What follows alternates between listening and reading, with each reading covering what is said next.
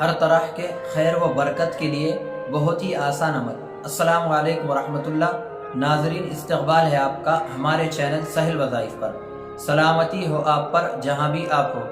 امید ہے خیر و عافیت سے ہوں گے۔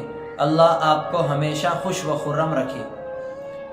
ایک مرتبہ ایک صحابی نے اللہ کے نبی صلی اللہ علیہ وسلم کی خدمت میں حاضر ہو کر اپنے فقر و فاقہ کی شکایت کی۔ اس پر آپ صلی اللہ علیہ وسلم نے فرمایا، جب تم اپنے گھر میں داخل ہو تو سلام کیا کرو، چاہے گھر میں کوئی ہو یا نہ ہو، پھر درود شریف پڑھ لیا کرو، پھر اس کے بعد سورہ اخلاص یعنی قل هو اللہ احد اللہ الصمد لم یلد ولم یولد ولم یکن لہ کفوا احد، اس سورت کو پڑھ لیا کرو۔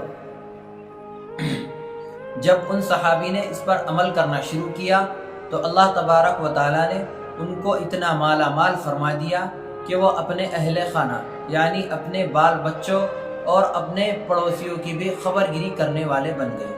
اگر آپ بھی فقر و فاقہ کی وجہ سے پریشان ہیں، بے برکتی کی وجہ سے آپ پریشان ہیں، تو آپ جب گھر میں داخل ہو تو سلام کیا کریں، چاہے گھر میں کوئی ہو یا نہ ہو، پھر درود شریف پڑھ لیا کریں۔ کوئی بھی درود شریف پڑھ سکتے ہیں، اگر درود ابراہیمی پڑھتے ہیں تو زیادہ بہتر ہے۔ پھر سورہ اخلاص یعنی قل هو اللہ احد کا سورہ پڑھ لیا کریں۔ انشاءاللہ آپ کے گھر میں بھی برکتیں ہوں گی اور ہر طرح کی خیر و برکتیں آپ کو بھی حاصل ہوں گی۔ عمل سے فائدہ اٹھائیے اور خاکسار کو اپنی دعاؤں میں یاد رکھیے۔ السلام علیکم ورحمۃ اللہ۔